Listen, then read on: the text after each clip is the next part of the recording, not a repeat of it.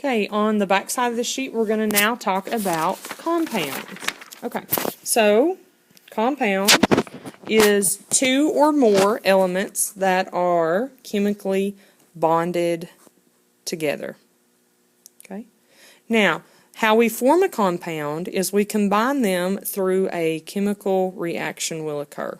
Okay, now what is important that you know about compounds is that a new, and I want you to write that in all caps because that's important, substance is formed with properties different from the elements that were chemically combined. Okay, so keep that in mind as we talk about compounds.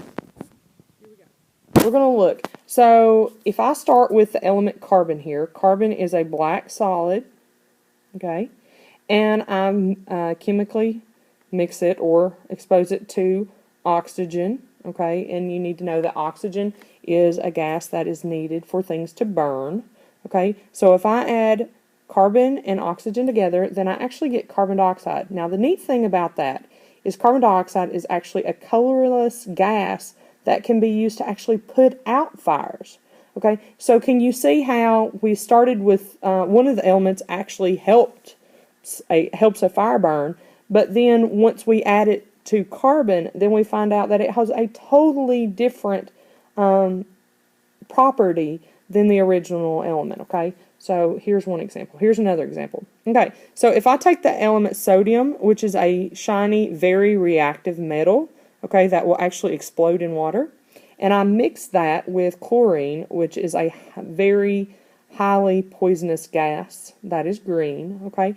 So if I take a metal, or a very reactive metal, in this case sodium, and mix it with chlorine, which is a poisonous gas, what I find is I get a compound called sodium chloride, NaCl, which is a harmless white compound that we use to flavor our food.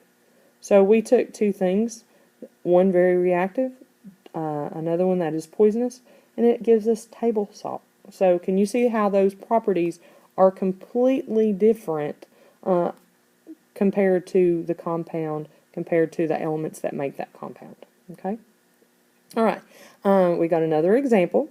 Here we have the element hydrogen, which is a gas, and when we mix it with oxygen, of course, remember oxygen is a gas that's needed for burning, we get water. Okay, and water is a liquid that we drink. Okay, and it can also be used to put out fires. Okay, so can you see how you take an explosive gas, you add it to a gas that is needed for something to burn, and you actually get a liquid. Okay, so we had two gases that come together to make a liquid. Okay, and this is water. All right, so much different. The compound is much different, has much different properties than the elements that make it up. Okay, now we're going to look at the element iron. Okay, it's a gray solid that's easily attracted to a magnet, and we're going to combine it with sulfur. And sulfur is a bright yellow solid. And what we will find is we get the compound iron 2 sulfide, and it is actually a gray solid with no, and I want you to write no all bold, magnetic properties. Okay, so we started with something that is magnetic, mixed it with a sulfur, bright yellow solid, and we actually get a compound that is not magnetic at all. Okay, so it's different than the elements that make it up. So here's some compound rules. Compounds are made up of two or more elements chemically combined, therefore there must be at least two capital letters. Okay, it's important, I want you to box in two or more capital letters. And now we're going to look at some examples of some compounds. Okay, the first one here is C6H22O11, and this is common table sugar. Okay, and I want you to write these down as well. Here's another one, C6H12O6. You should remember that from last year. That's glucose. That's what plants make, harvesting sunshine. Okay, and then here's another one.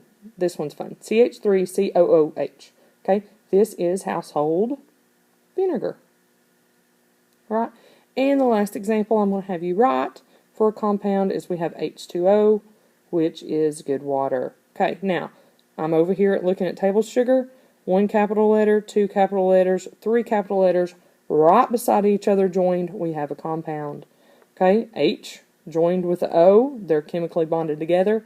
Okay, we have a compound, and that compound is water.